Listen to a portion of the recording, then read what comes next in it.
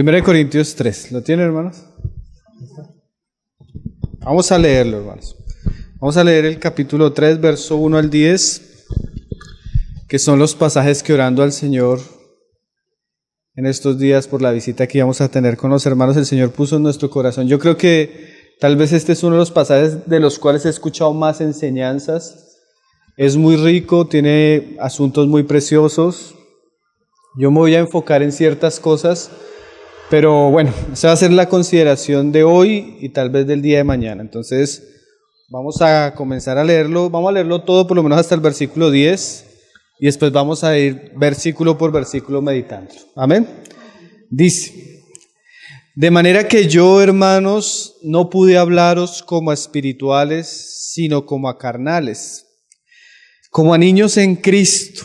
Os di a beber leche y no vianda, porque aún no erais capaces, ni sois capaces todavía, porque aún sois carnales. Pues habiendo entre vosotros celos, contiendas y disensiones, no sois carnales y andáis como hombres.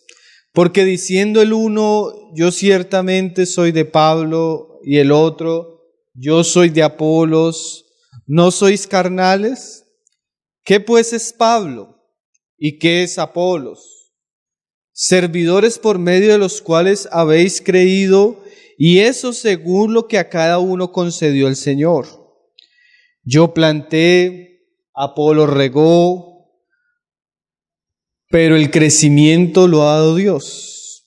Así que ni el que planta es algo, ni el que riega, sino Dios que da el crecimiento.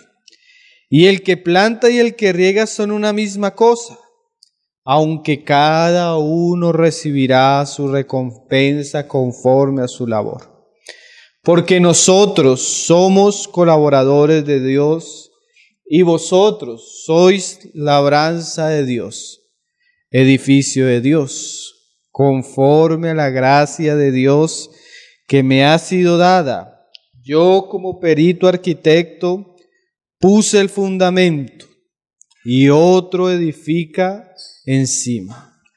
Pero cada uno mire cómo sobreedifica. Entonces vamos a hablar un poco de la obra de Dios, la iglesia, la edificación y la relación que hay entre esto y los siervos de Dios. O sea, como les digo, el pasaje es muy amplio y daría para muchos temas, pero yo quiero enfocarme en algunos. Vamos a mirar primero la razón por la que Pablo dice ciertos asuntos. Ahí en el verso 1 comenzamos a darnos cuenta que uno de los problemas que tiene esta iglesia, no muy diferente de los problemas que tiene nuestra generación o la iglesia en nuestros días, es la carnalidad y la inmadurez visible en la mayoría del cuerpo de Cristo. Ahora, esa carnalidad e inmadurez que nosotros muchas veces nos encontramos con grandes porciones del pueblo de Cristo, tiene a veces muchas raíces. Pero Pablo toca un asunto que es muy común de nuestra época, que a veces no se ve tan peligroso, pero que la Escritura nos muestra que afecta terriblemente la vida tanto individual como corporativa del cuerpo de Cristo. Entonces, mira lo que dice ahí Pablo en el verso 1. Dice: de manera que, hermanos, no pude hablaros como a espirituales, sino como a carnales, como a niños en Cristo. O sea que Pablo se está refiriendo a un grupo de hermanos que por característica general eran cristianos inmaduros. Y la razón de la inmadurez de estos cristianos era que eran cristianos que de alguna manera habían creado un ambiente en la iglesia de Corintio ministerialista o partidista. ¿Qué es esto? Que Pablo les dice a ellos: bueno, es que ustedes están andando como niños carnales, porque unos dicen yo soy de Apolos, otros dicen yo soy de Pablo. Anteriormente Pablo también involucraba a Cefas, y ese ambiente de ministerialista o ese ambiente partidista entre los corintios mostraba que eran cristianos carnales, que eran cristianos inmaduros. Y a veces ese es un gran problema en nuestros tiempos. La iglesia de Cristo, que tiene un Señor, que tiene un Salvador, como hoy hacíamos memoria de Él, está dividida muchas veces por ministerios o partidos en el mismo cuerpo de Cristo. Entonces, unos dicen que yo soy de tal, el otro dice que yo soy de tal. Entonces, pareciera que ya no es la iglesia de Cristo, sino la iglesia de tal y la iglesia de tal. Y eso tiene un profundo efecto en la vida de los mismos cristianos. En estos pasajes y a la luz de todo el Nuevo Testamento, uno notaba que no era el problema ni de Pablo, ni de Apolos, ni de Cefas, porque ellos nunca tuvieron la intención de que los hombres los siguieran a ellos. Pablo nunca tuvo la intención de hacer la iglesia paulina en Corintio. Pedro nunca tuvo la intención de hacer la iglesia apostólica de Pedro en Corintio. Ellos servían al único cuerpo que era el cuerpo de Cristo. El problema era entre los hermanos, porque los hermanos decían, no, a mí me gusta mejor cómo predica Pablo. A mí me bautizó Pablo. Entonces otros decían, no, pues a mí me bautizó Pedro. Entonces comenzaban a aislarse los unos a los otros por el ministerio que tal vez había tenido más influencia en su vida. A diferencia de nuestros días, no es generalmente, aunque también puede suceder, que los hermanos digan, no, es que yo soy tal. Sino que la diferencia en nuestros días es que se ha corrompido tanto el liderazgo en la iglesia cristiana que los mismos líderes atraen las personas hacia ellos mismos. ¿Sí ven la diferencia? En el primer siglo era que los hermanos decían, uy no, Pablo es un tremendo ministro, yo soy de Pablo. ¿Usted de quién es? No, Apolos es un hombre. No, entonces yo soy de Apolos. Pero en nuestros días el problema es que se levantan los Pablos y dicen, esto es mío.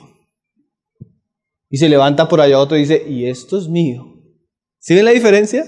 Al comienzo Pablo nunca hubiera permitido, y estos pasajes nos muestran claramente que Pablo nunca hubiera permitido que la iglesia tuviera un cisma a causa de su nombre. Porque Pablo mismo les pregunta en el capítulo 1, ¿acaso Pablo murió por ustedes?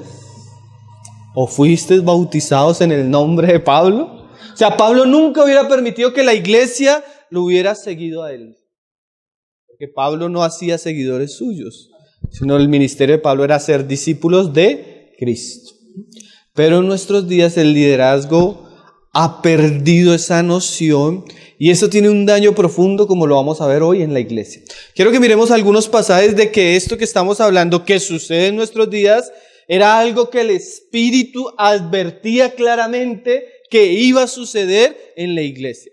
Entonces, si quiere, usted puede ir abriendo la tercera epístola de Juan, donde Juan nos habla, bueno, antes leamos primera de Pedro capítulo 5, donde Pedro enseña a los ancianos a que tengan cuidado con ese asunto. Mira cómo lo dice primera de Pedro 5, a leerlo desde el verso 2, dice, apacentad la grey que está entre vosotros, cuidando de ella, no por fuerza, sino voluntariamente, no por ganancia deshonesta, sino con ánimo pronto. Eso es muy interesante, podríamos estudiar ese pasaje nomás, pero queremos resaltar es el pasaje siguiente, que es el que trata con el problema que vamos a hablar. Dice, no como teniendo señorío sobre los que están a vuestro cuidado. O sea que una de las cosas que Pedro le decía a los ancianos, a los que cuidaban y pastoreaban la grey, era que tuvieran cuidado de no enseñorearse de la grey, ¿sí?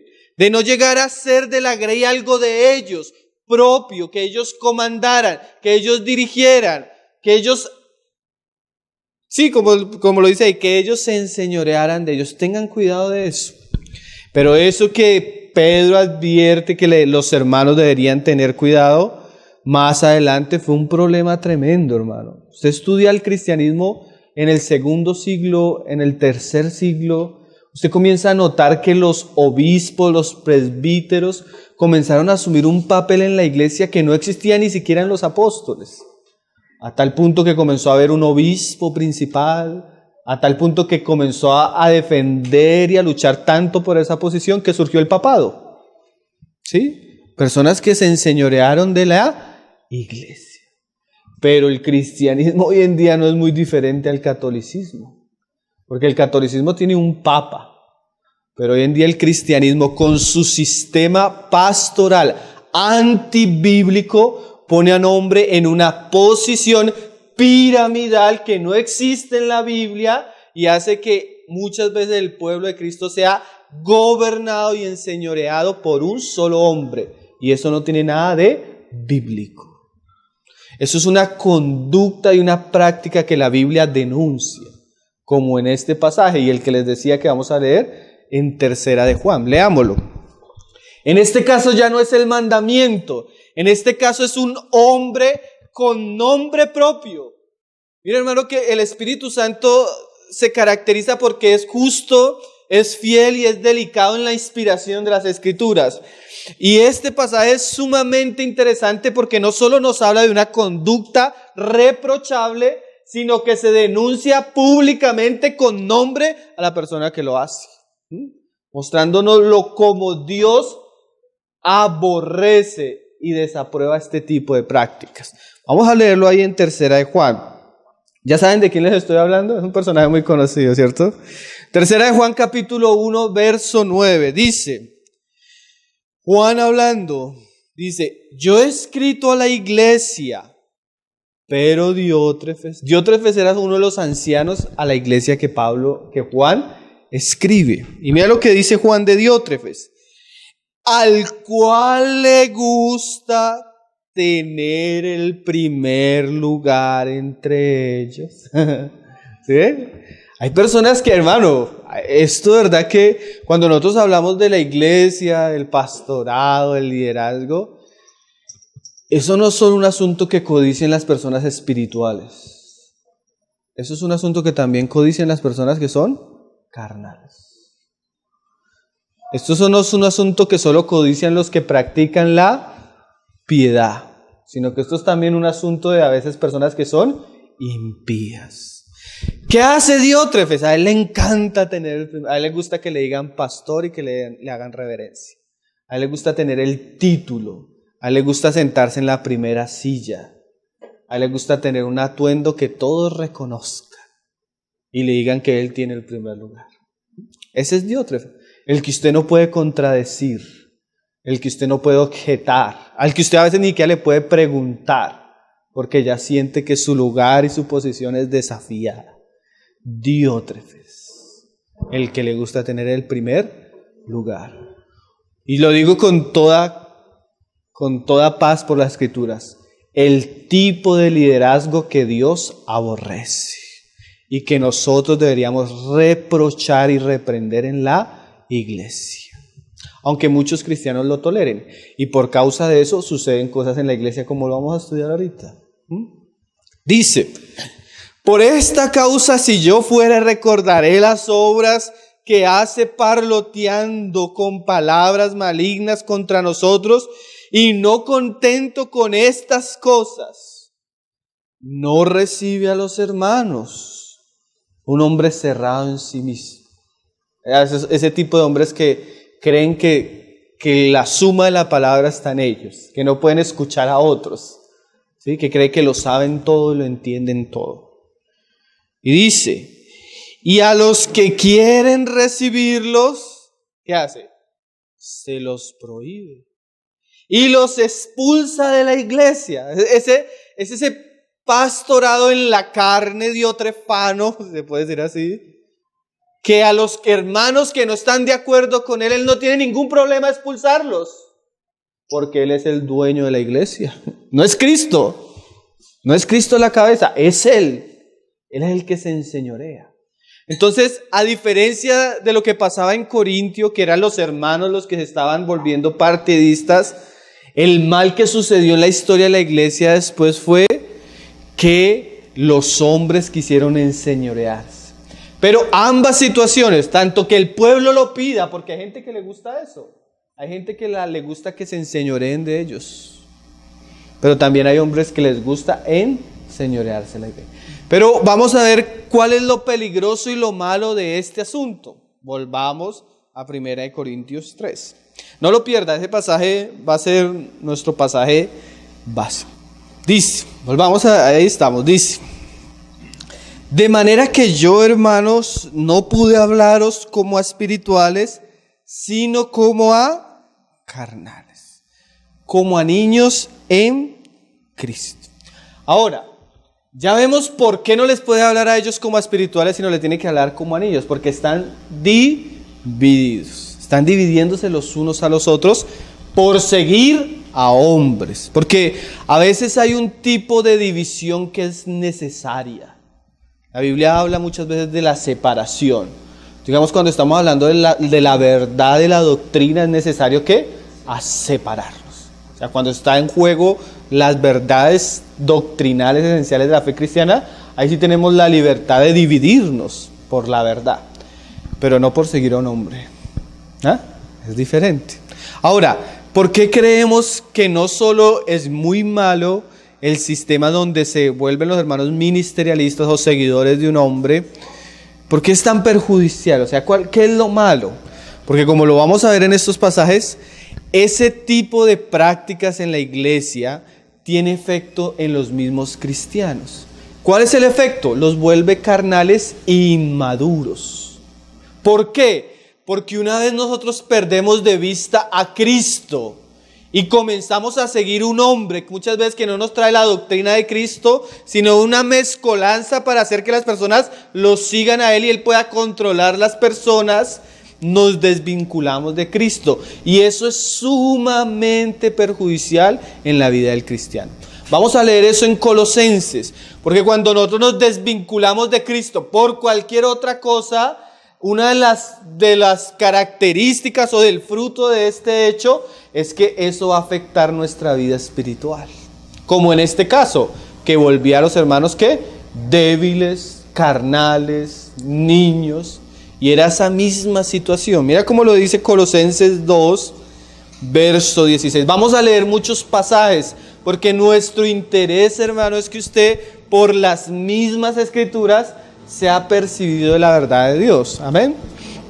Entonces mira lo que dice Pablo. Pablo no va a tratar el mismo problema que está tratando en Corintio. Pablo va a tratar otros problemas en la epístola a los colosenses. ¿Cuáles eran los problemas de los colosenses? Las filosofías que habían, los rudimentos del mundo, y también venía a la iglesia los rudimentos de los judaizantes. En este contexto va a tratar especialmente eso. ¿Y qué era? Que habían algunos judíos que querían hacer volver a los cristianos de Colosas a ciertas prácticas antiguas de la ley que de alguna manera tenían como fin judaizar la iglesia. Pero la esencia es lo mismo. Sea una práctica religiosa como los judaizantes, sea una filosofía humana como la de los griegos, o sea un sistema que aparte la mirada de los cristianos de Cristo, todos cumplen un mismo objetivo. Y podemos decir que detrás de todo eso está la mano de la serpiente. ¿Y cuál es la obra de Satanás? A veces Satanás no necesariamente, hermano, y eso póngame mucho cuidado en lo que voy a decir. A veces Satanás no necesariamente necesita que yo me vaya directamente a la copa para alejarme de Dios, hablando del trago y de las cosas de este mundo. A veces Satanás no necesita que yo me aparte y me vaya tras las mujeres para que yo me aleje de Dios. Si Satanás puede sutilmente desvincularnos de Cristo, así sea de una manera filosófica, religiosa, o aún a través de una práctica ministerialista, como lo vamos a ver ahorita, especialmente hablando del espíritu de Diótrefes, entonces Satanás ha cumplido su objetivo. ¿Por qué? Porque en última su propósito es desvincularnos de Cristo, sea de la manera que sea. Entonces ese era el problema de los corintios, perdían a Cristo por estar siguiendo a hombres. Mira lo que dice ahí Pablo, 2:16, por tanto nadie os juzgue en comida o en bebida, en cuanto a días de fiesta, luna nueva o días de reposo. O sea, yo puedo enfocarme a veces en qué debo comer o no debo comer. ¿Debo guardar el sábado o no debo guardar el sábado? Y la gente lo juzga. Usted encuentra un adventista del séptimo día y le va a decir, ¿usted no guarda el sábado? ¿Usted come tal carne? Y eso aparentemente tiene una apariencia de piedad, ¿cierto? Pero esas cosas, mire lo que dice Pablo que sucede. Todo lo cual es sombra de lo que ha de venir, pero el cuerpo es de Cristo. Nadie os prive de vuestro premio afectando humildad y culto a los ángeles, entremetiéndose en lo que no ha visto, vanamente hinchado por su propia mente carnal. Y mira esta frase que es la que quiero resaltar. Y no haciéndose de la cabeza. O sea que estos asuntos de los colosenses, las cuestiones de los ángeles, las cuestiones de comida, de sábado, podían llevar a los hermanos ¿a qué? A en algún momento perder de vista a Cristo. ¿Y qué pasa cuando yo me qué pasa cuando estoy unido a Cristo? Dice ahí. Dice, en virtud de quien todo el cuerpo nutriéndose. O sea que cuando yo estoy unido a Cristo, ¿qué está sucediendo? Yo me alimento. Espiritualmente, una vez yo estoy en Cristo, yo inmediatamente voy a sentir que mi espíritu es fortalecido y mi alma recibe los nutrientes necesarios para yo crecer y avanzar en mi vida cristiana. ¿Sí? El camino no es tanto de guardar días, hermano. El camino no es tanto de entender a los ángeles o del culto a ellos, como viene diciendo Pablo. El camino es cómo está nuestra relación y permanencia con Cristo. Entonces él dijo, ¿no? Alejados de mí, nada podéis hacer. Entonces, ¿qué era lo que pasaba con los corintios? Que de alguna manera por las situaciones que estaban viviendo en la iglesia, ellos comenzaron a poner su mirada más en Pablo, más en Apolo, más en los problemas y perdieron a Cristo. Entonces era claro y evidente que iba a ser una iglesia débil. Iba a ser una iglesia ¿qué? Carnal. Porque una vez nos desvinculamos de Cristo, perdemos nuestro objetivo, eso va a traer un efecto entre nosotros.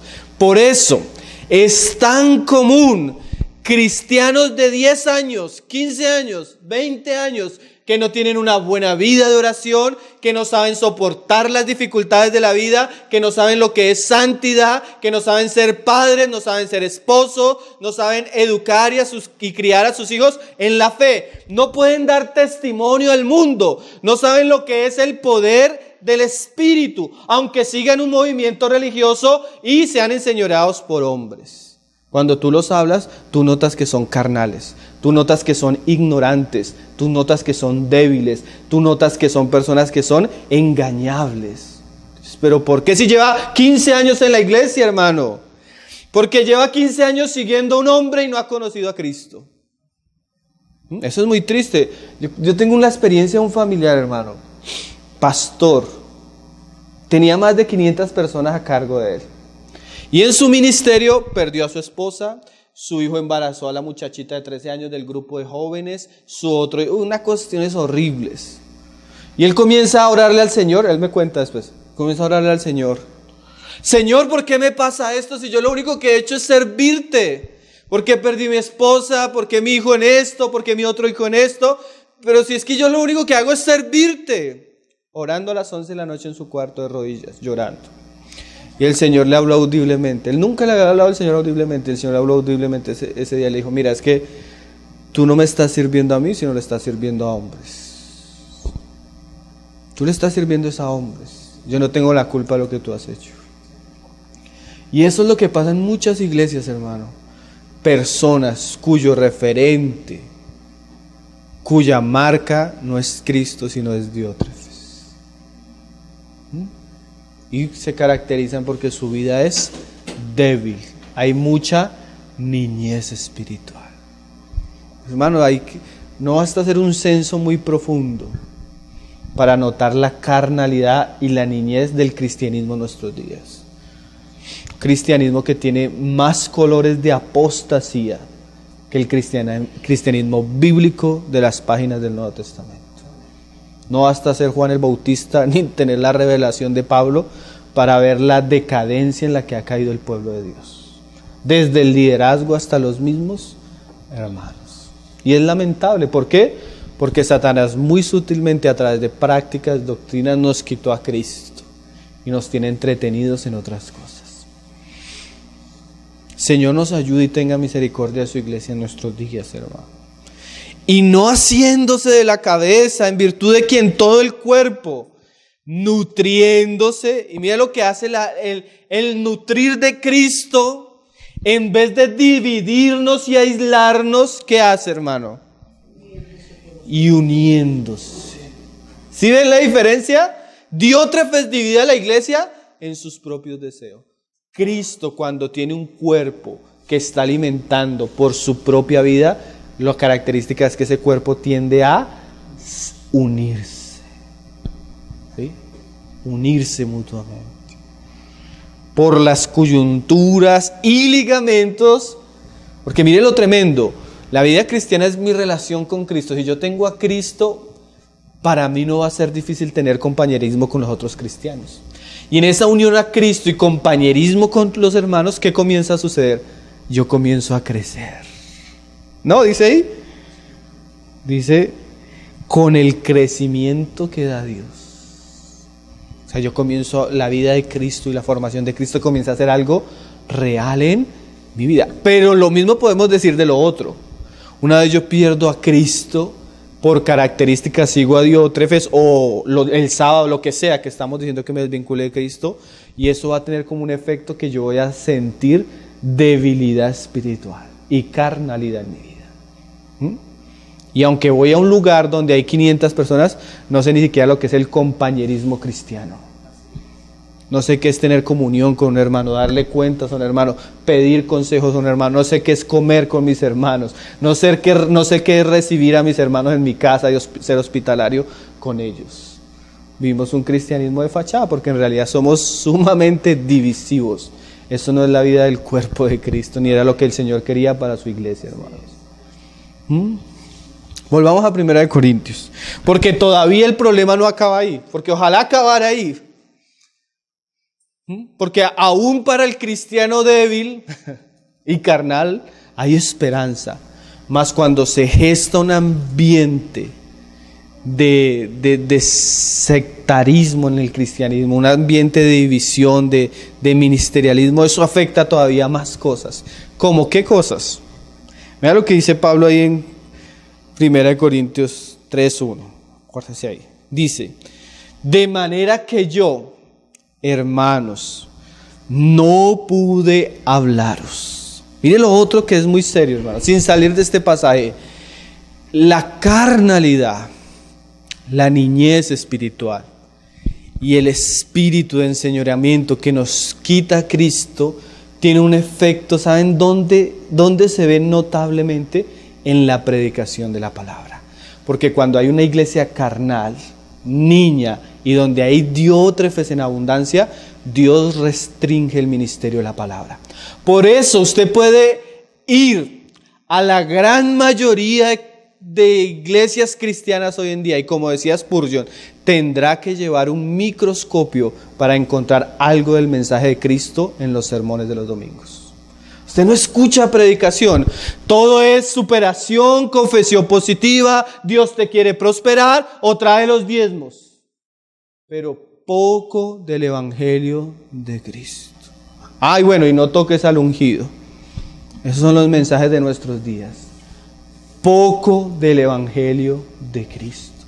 Porque una vez la iglesia entra en este ambiente de carnalidad, de niñez, y pierde a Cristo, lo primero que Cristo hace es restringir el ministerio de la palabra. Ya no les puede hablar, porque solo van queriendo prosperar, solo van queriendo ser ricos, cuando eso no tiene nada de cristianismo. Entonces Dios deja de hablar, ya no puede hablar, porque gran parte de lo que se dijera no tendría lugar en el corazón de aquellos que han perdido de vista a Cristo. Esto es una situación muy trágica, ¿no les parece, hermanos?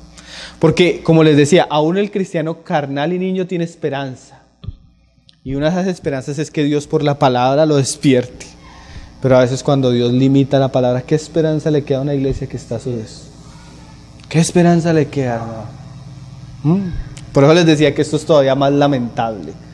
Porque podemos entrar en una situación difícil, pero Dios por su palabra nos puede despertar y levantar. Pero ¿qué pasa con una iglesia donde no hay palabra, hermano? Como decía Spurgeon, mire, si usted va a un lugar donde domingo a domingo usted no encuentra que un hombre le habla de Cristo, huya de ese lugar, no pierda su tiempo. De verdad está perdiendo su tiempo si no encontramos a Cristo en la predicación. Dice: os di a beber leche y no vianda, porque aún no erais capaces, ni sois capaces todavía. A veces hay cosas, la palabra, hermanos, la palabra es increíblemente profunda y rica, hermano. O sea, uno no alcanza a contemplar los misterios y la sabiduría que Cristo nos ha dejado en su palabra. Y a veces uno quisiera sumergirse en cosas y termina uno hablando de diótrefes. ¿Por qué? Porque a veces Dios no nos puede hablar cosas porque estamos enrolados en puras cosas de niños. No podemos masticar un buen alimento. Nos atoraríamos a veces. Y el Señor necesita sacarnos de eso. Ahora, ya viendo un poco el problema, porque no quiero dejarlos ahí. Les veo caras ya como muy de lamentaciones. Vamos a pasar de lo que no es a lo que es. De lo indebido al lugar correcto que deben tener nuestros hermanos que aún sirven en el ministerio en la casa de Dios. Porque Pablo nos saca como de ese desequilibrio, de ese desorden que había en la iglesia, al orden. Amén. Y eso es bueno, gracias al Señor. No solo Él denuncia, sino Él lleva a la iglesia a una correcta visión de lo que es el ministerio en la casa de Dios. Entonces dice ahí en el verso 5, dice: ¿qué pues es Pablo? Y es tremendo que Pablo se pone en primer lugar, ¿no? Él no está hablando de otros. Para mí es fácil hablar a veces de otros, pero Pablo se pone de ejemplo el primero. ¿Qué pues es Pablo? ¿Y qué es Apolos? Es una buena pregunta, ¿no? Porque este hermano está hablando como si la iglesia no debería tener ministerios o pastor, ¿no? Pero hay que darle el lugar, ¿qué? Correcto. Y hoy, y tal vez mañana hablemos un poco de la manera correcta en la que se debe edificar la iglesia. Pero miremos lo que dice ahí Pablo. Dice: servidores por medio de los cuales habéis creído. Y eso según lo que a cada uno concedió el Señor. Entonces, ¿quién es Pablo? ¿Y quién es Apolos? Según lo que está diciendo Pablo. Primero que dice ahí es que servidores. Y la palabra que Pablo usa en el griego es diáconos, que viene de diaco, que literalmente puede significar mensajero, ayudante, alguien que lleva una encomienda. John MacArthur tiene unos textos muy buenos en relación a esto. El hermano decía algo así, dice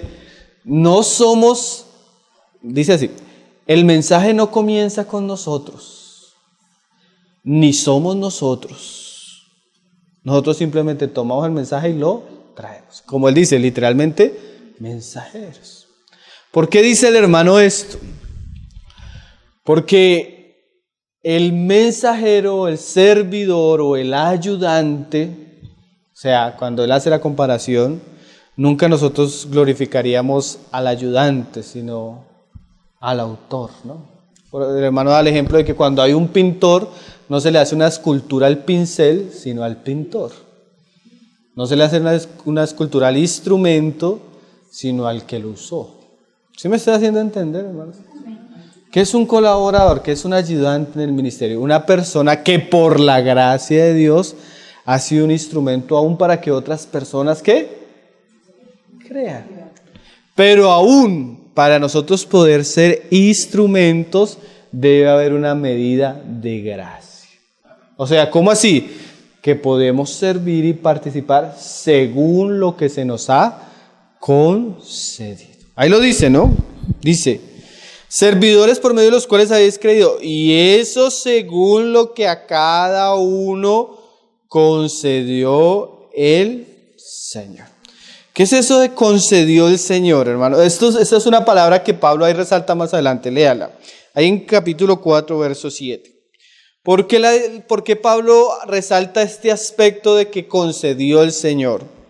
Mira lo que dice ahí 1 Corintios 4, 7. Dice: Porque ¿quién te distingue o quién tienes que no haya recibido? Y si lo recibiste, ¿por qué te glorías como si no lo hubieras recibido?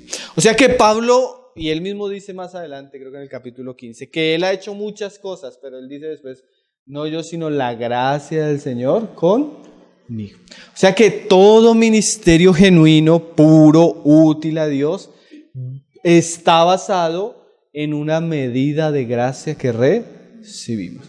Y el entendimiento de esto, decía un hermano, es un buen antídoto para un mal que todos nosotros podemos sufrir, que es el orgullo. Un mal que, como dice un hermano, que es una maleza que no necesita buena tierra, no necesita agua, sino crece en los lugares más ocultos y más inesperados, hasta en el ministerio. Es que es increíble, hermano, que nosotros cuando hablemos de cosas horribles que son contrarias a Dios, estemos hablando de cosas que se encuentran en el ministerio. O sea, que una persona orgullosa, que una persona arrogante, que una persona con un carácter desequilibrado, impositivo, se encuentre en el mundo, pues eso es normal, ¿cierto? Pero que tú lo encuentres en un ministro de Dios, eso es detestable. Por lo mismo que él representa, que es a Cristo. Entonces vamos a ir avanzando y terminando resaltando este versículo, porque es un buen versículo que nos va a dar base para lo que vamos a ver mañana, si el Señor lo permite. Entonces miremos primero que todo las preguntas que hace Pablo ahí en ese versículo. Dice, porque ¿quién te distingue? Es una pregunta que hace Pablo. ¿Quién te distingue? Y la palabra en el griego es diacrino, que significa separar completamente, dividir. O sea, ¿quién puede separar y conocer lo que hay en nosotros? Es una pregunta buena que Pablo nos hace. ¿Por qué es una pregunta buena? Porque cuando yo soy sincero y a la luz de Hebreos 5:4, ¿qué dice la palabra? Que Dios usa su palabra, que es viva y eficaz. ¿Para qué? Para dividir. ¿Sí leído el pasaje? O bueno, léalo conmigo. Háblalo conmigo para que no quiero citarlo de memoria que lo cité mal. Primera, Hebreos 4, verso 12. En ese asunto de quién me distingue. Y eso es muy bueno en el ministerio, porque una de las cosas que tiene lastimosamente el ministerio es que de alguna manera, por la responsabilidad, por el ejemplo, los ministros de Dios tienen la tendencia a ser muy solitarios. Porque a diferencia de los otros hermanos, todos vienen a contar sus historias, pero a veces el ministro no puede contar su historia. Todos vienen a contar sus luchas, pero a veces el ministro no puede contar su lucha. Hermano, es tan terrible, y eso es parte de la responsabilidad que a veces nos toca, que a veces uno no puede ni siquiera por mostrar sus necesidades contar sus luchas. Por el mismo testimonio que a veces uno tiene que tener, a veces tiene que aprender a sobrellevar las cosas con el Señor. Y por eso debería uno, por esas cosas, el ministerio no debería ser único de una sola persona, sino deberíamos haber varios hombres que nos sometamos los unos a los otros mientras dirigimos el asunto en sujeción a Cristo. ¿Sí me hago entender?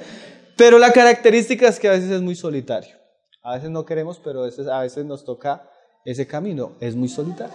Entonces llevamos la lucha de la carne solos, llevamos las luchas familiares solos, llevamos las luchas de la iglesia solos, porque a veces no podemos involucrar a la iglesia con el problema de tal, la disciplina de tal. Entonces se vuelve una maleta muy grande. Entonces Pablo pregunta, bueno, ¿y quién te conoce por dentro? ¿Quién sabe lo que está pasando allá? Y la respuesta realmente solo Dios. ¿Cierto? Solo Dios. A veces Él destapa eso. ¿Cómo? Como vamos a leer acá. Por la palabra. Mira lo que dice ahí Hebreos. Dice, porque la palabra de Dios es viva y eficaz, y más cortante que toda espada de dos filos, y penetra hasta partir el alma y el espíritu. Entonces, por ejemplo, una de las funciones que tiene la palabra de Dios es dividir, separar. A veces nosotros usamos mucho el ejemplo del Antiguo Testamento de los sacrificios, que es un ejemplo muy interesante porque generalmente los sacrificios a Dios, cuando ustedes leen digamos el holocausto, nuestra manera de pensar es que ellos cogían el animalito y así los ponemos en las portadas de los libros, un animalito siendo sacrificado o siendo quemado por el fuego, pero en realidad no era así. En realidad, para poder sacrificarse al animal tocaba abrirlo, ¿sí? Tocaba despellejarlo, quitarle la piel, tocaba abrirlo por dentro, separar las partes de adentro, el riñón para un lado, las tripas para el otro. Era parte del ritual, así como cuando usted va a una carnicería y ve el animal abierto. Y todo eso es figura de una realidad espiritual. ¿Cuál es la figura de la realidad espiritual? A Dios, más que un cristianismo externo, le interesa un cristianismo que profundice en las partes interiores de nuestro ser. ¿Me hago entender? A nosotros de nada nos sirve obligar a las hermanas que lleven la falda hasta acá, el tobillo, cuando en su corazón hay abundantes cosas que necesitan ser tratadas. Por eso Pablo habla así de amor entrañable, no de apariencia. ¿Sí me hago entender? No quiere decir que usted se va a venir con la falda hasta acá, porque también hay que enseñarle a vestirse con la falda más larga, pero enfatizando en ¿qué? En la realidad interior. Porque a mí, es claro por la palabra que a Dios no le interesa personas que lo sigan, y disculpen la palabra, como borregos. Diótrefes le gusta eso, seguidores ciegos que sigan su dirección. Cristo no. Cristo quiere que sus ovejas lo sigan porque al oír su voz renuevan su entendimiento y en un deseo de amarlo a Él le obedecen. ¿Sí ven la diferencia?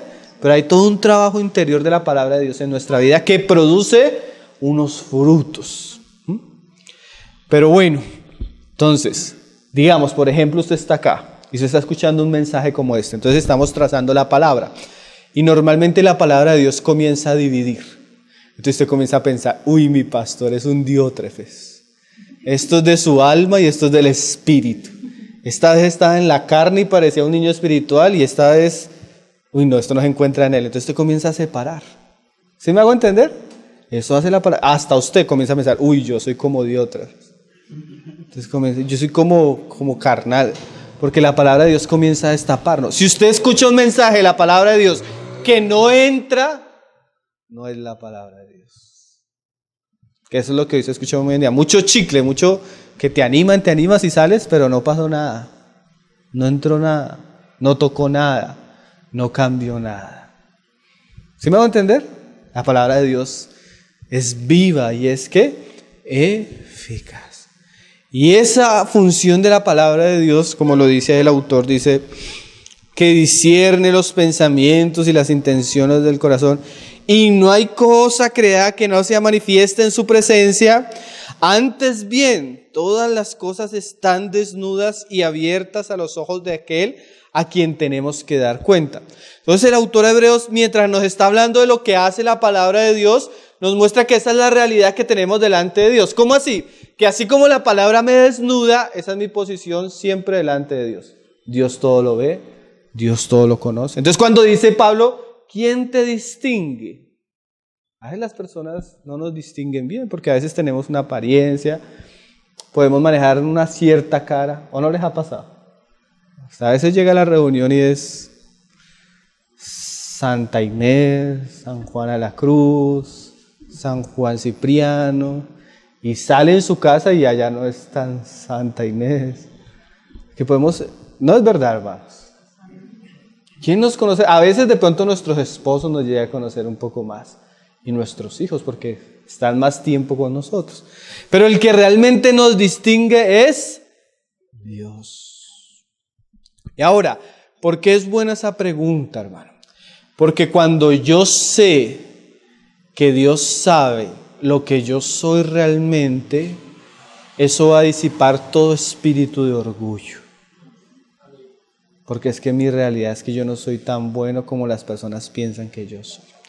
Spurgeon decía una frase muy interesante. Él decía algo así: no se amargue cuando alguien hable mal de usted. No se amargue. porque en realidad usted es mucho peor de lo que las personas piensan de usted. Si las personas conocieran lo que Dios conoce de usted, usted no quisiera que nadie lo viera, ¿no? Sí, póngase a pensar en eso. Si las personas supieran lo que Dios sabe de nosotros, digamos las luchas que a veces tenemos en nuestros pensamientos, hermano. Entonces no seríamos tan orgullosos, ¿cierto? Porque aquí lo que Pablo quiere es aniquilar nuestro orgullo. ¿Quién lo conoce a usted? Dios. Y cuando usted se ve a la luz de Dios, ¿usted qué puede decir? Usted puede decir como el salmista: Señor, tú no me has pagado conforme a mis rebeliones. Porque si tú me pagaras conforme a lo que yo he hecho, ni yo, ni usted, ni Pablo estaría ahí, hermanos. Porque hay una base en el ministerio que es que la gracia y la misericordia de Dios. Ninguno, hermanos, ninguno es digno de lo que ha recibido. Ni Pablo, hermano, era digno. Si Dios usó a Pablo fue para mostrar su gracia y su misericordia. Pero eso a veces se nos olvida. Y hay un abundante tono de arrogancia y altivez en el ministerio que no debería caracterizar a hombres miserables que están en pie solo por la gracia de Jesucristo. Eso disipa nuestros densos pensamientos de que somos alguien. No quiero escuchar a Pablo porque usted dirá que yo estoy exagerando. No, Pablo sí tenía un concepto de él muy claro. Y eso nos sirve de base para que cuando nosotros, en la gracia de Dios, por lo menos alguien crea por nuestra predicación o de alguna manera el testimonio de Dios avance por nuestro trabajo, no lleguemos a pensar es que fui yo. No nos engañemos. Porque ese es el lazo y la tentación que Satanás muchas veces trae al ministerio. Leámoslo en Pablo, hermanos.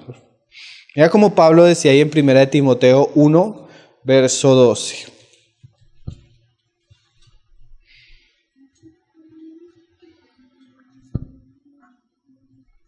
Dice: doy gracias al que me fortaleció. ¿Sí? Pablo tiene en mente lo mismo. A Cristo Jesús nuestro Señor. O sea, Pablo entendía, como le enseña a los colosenses, que es ligados a Cristo que podemos ser fortalecidos. Yo no puedo hallar ninguna fuerza, ninguna capacidad cuando yo me desvinculo de Cristo. Es tan cierto, hermano, que usted lo experimentará a diario. Usted mientras está en Cristo, poniendo los ojos en Él, en comunión con Él, usted se siente con el que sea, en Cristo lo que sea. Pero un momento, se pierde la mirada de Cristo, se desvincula de Cristo, comienza usted a mirarse a sí mismo y como Pedro en el mar, al fondo. ¿Sí? ¿Usted no ha sentido eso? Que está bien cuando está en Cristo, pero una vez pierde a Cristo, para abajo. Cuando usted está en Cristo, esos pecados que usted antes eran débiles, ahora puede resistirlos y soportarlos. Pero una vez usted pierde a Cristo, esos pecados vuelven con el mismo poder y fuerza a atraparlo. ¿Sí? ¿Usted no lo ha experimentado? Yo creo que todo cristiano lo ha experimentado. Entonces Pablo dice, gracias a Dios que si estoy fortalecido es que por Cristo Jesús nuestro Señor. Y dice, porque me tuvo por fiel, poniéndome en el ministerio. Ahora, hay que distinguir cosas porque es bueno no mezclarlas. Una cosa es débil, como decíamos, una cosa es indigno y otra cosa es infiel. ¿Cómo así, hermano? Indigno es que yo no merecía y se me ha dado gracia, se me ha puesto en Cristo. Pero a pesar de que era indigno, ahora mi lucha es no ser infiel. ¿Sí me hago entender? Porque una vez yo estoy en Cristo, a pesar de lo que era antes, ahora lo que se espera de mí es que pueda corresponder a Cristo y serle fiel a lo que Él me habla. ¿Sí me está entendiendo, hermano? O sea, bueno, antes, hermano, yo era ignorante, estaba en mi pecado y no merecía que Cristo me salvara. Pero ahora una vez salvo, ¿qué espera Cristo de mí? Que sea obediente, que sea fiel, que guarde lo que escuche, que persevere, que me esfuerce en la gracia. Porque no va a usar las palabras que yo dije ahorita para ser infiel, ¿no? Porque ahorita no falta el que sale, sí, hermano, somos unos miserables. Entonces vamos a pecar. Entonces, no, por lo mismo, si usted no era digno, si usted era miserable antes, ahora en Cristo, como ha recibido tanta gracia, ¿qué se espera de usted? Que sea fiel. ¿Sí me está entendiendo? Y si usted es fiel en la gracia, en Cristo, una de las cosas como Dios recompensa la fidelidad de sus hijos redimidos es el ministerio. Qué precioso, ¿no? Que aunque éramos indignos, hemos recibido tanta gracia. Y si somos fieles en esa gracia, Dios nos va a conceder algo de participación en su servicio. Eso es una buena meta en la vida cristiana. Señor, yo no quiero ser ese cristiano de domingo, ni tampoco servirle a Dios otra vez, Señor. Pero concédeme en tu gracia ser fiel a ti, de tal manera que mi vida llegue a un punto donde se vuelva útil en tu ministerio, en tu obra. ¿Sí ven? Pero eso no, hermano, el ministerio no lo da una organización. No lo da una organización. Y aunque la iglesia pueda reconocer el ministerio y el llamado que tiene cada uno de nosotros, el ministerio es un don que viene del cielo. Dios llama a cada uno como Él quiere. Y hay roles específicos en las Escrituras que son muy claros. El rol del hombre, el rol de la mujer, el rol del hogar, el ministerio del hombre, el ministerio de la mujer. Y hay que respetar eso y ser fiel a la revelación también escrita. Porque eso es parte de ser fiel a Cristo. Y sigue diciendo, ahora va a mirar el pasado, que es el que estábamos hablando. Habiendo yo sido antes blasfemo, perseguidor e injuriador. Dijo un hermano, si yo tengo un aporte en la ecuación, es que yo era indigno, es que yo era infiel. Esa fue mi parte. Servir y ser indigno. La otra parte la ha hecho Cristo. Amén. Y eso quita mis pensamientos de grandeza. Y dice, pero la gracia de nuestro Señor fue más abundante con la fe y el amor en que es en Cristo Jesús. Pero mira cómo cierra Pablo su discurso, o este pasaje. Palabra fiel y digna de ser recibida por todos. Que Cristo Jesús vino al mundo para salvar a los pecadores. Y mira esa frase. De los cuales yo soy el primero. Ese es el discurso de Pablo. Algo fiel y algo digno de ser recibido. Cristo vino a morir por los pecadores. El primero que estaba en la lista era yo. Era yo.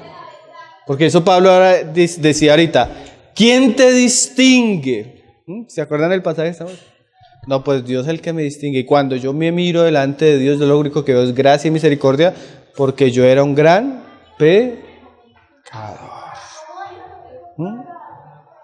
Y la otra frase que leíamos ahí ahorita, o que tienes que no hayas recibido.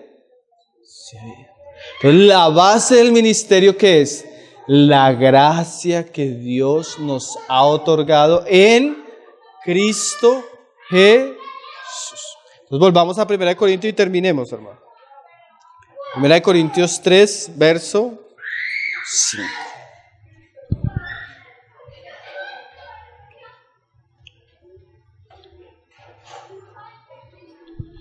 Dice, ¿qué pues es Pablo y qué es Apolos?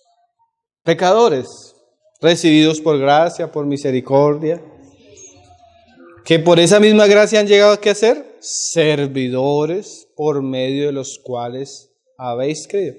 Y eso según lo que a cada uno concedió el Señor. O sea que hay un conceder del Señor a cada uno muy particular. Dice Pablo, yo planté, Apolos regó. Y esto es muy interesante también en el ministerio, hermano. Bíblicamente uno ve estos procesos. Llega un hermano, trabaja la tierra. Llega otro hermano, siembra la tierra. Llega otro hermano, cuida la tierra. Llega otro hermano, recoge el fruto de la tierra.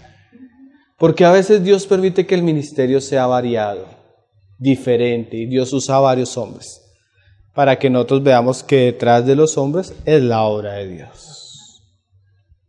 Es muy difícil y también es una misericordia del Señor para sus siervos que uno haga una cosa, otra, porque imagínese uno haciendo todo.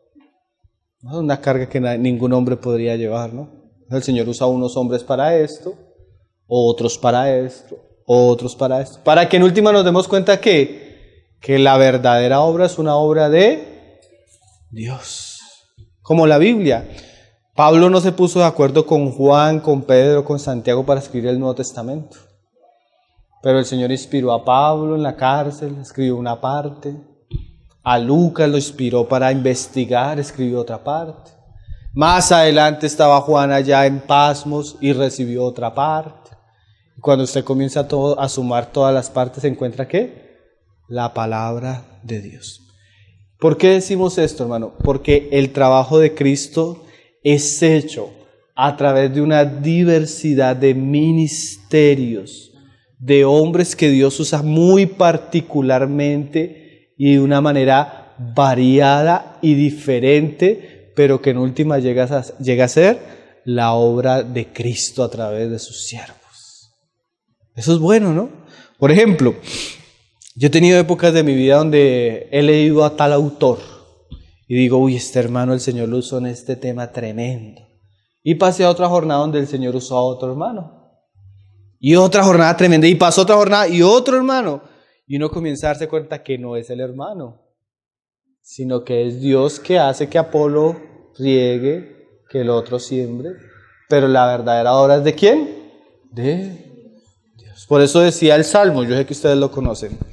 En vano trabajan los edificadores y el Señor no edifica la casa. Y en vano era la guardia si el Señor no cuida la ciudad. O sea que detrás de nuestro trabajo de edificación, de velar, si Dios no está involucrado, es en vano. Pero también es cierto que la obra de Dios es hecha a través de servidores suyos, que son distintos, que llegan en ciertas jornadas, pero que uno ve el sello de la obra de Dios. ¿Por qué? Porque hay un verdadero, ¿qué? Como dice ahí, crecimiento. Dice ahí, pero el crecimiento lo ha dado Dios. Así que, o como concluyendo, ni el que planta es algo, ni el que riega. Porque si al que planta o al que riega le quitamos la gracia, ¿qué queda? Quedan pecadores en primer lugar, como decía Pablo. ¿Sino quién? Sino Dios que da el crecimiento. O sea, a pesar de que Dios usa, en últimas al que debemos mirar es ¿a quién? Al Señor. Porque hermanos, aún de los buenos siervos de Dios que no tienen el Espíritu de Diótrefes, las personas tienden a seguirlos y eso no es bueno, hermano. No es bueno. Como dijo George Whitefield, compañero en un tiempo de Wesley, él decía al hermano así, dejen que nuestros nombres mueran con nosotros. O sea, ¿qué le está diciendo a los hermanos? No se vuelvan seguidores de nosotros. Como dijo un pastor en estos días, no nos hagan daño. No nos hagan daño. Porque él hablaba de que en la iglesia se acostumbra a darle muchas lisonjas a los siervos. ¿Saben qué decía el hermano? Las lisonjas son para los puercos, no para los siervos de Dios. no nos hagan daño, decía el hermano. Nosotros siempre debemos tener en vista que la verdadera obra de Dios es de Dios, aunque Él use siervos. Y gracias al Señor por esos siervos. Pero esos siervos, ¿qué son? Si no tienen la gracia de Dios como nosotros, o peores. Dice: y el que planta y el que riega son unas mismas cosas, aunque cada uno recibirá su recompensa conforme a su labor. Entonces ya ahí nos muestra un asunto. Cada uno de esos siervos recibirá conforme a lo que ha hecho. Vamos a dejarlo hasta ahí, hermanos. Mañana vamos a seguir continuando con el pasaje, porque ya vamos a pasar de ver la obra un poco de los siervos a la obra particular de cada uno de nosotros. ¿Cómo vamos a sobreedificar ahora nosotros? Porque pudiéramos pensar que la obra es de Dios y de los siervos, ¿y nosotros? Pero el pasaje continúa y usted ahora tiene que mirar cómo va a sobreedificar, hermano. ¿Sí? ¿Lo conoce? Bueno, vamos a dejarlo hasta ahí para mañana continuar con la gracia del Señor. Vamos a orar, hermanos. El Señor nos ayude a seguir en el mismo espíritu en torno a la palabra.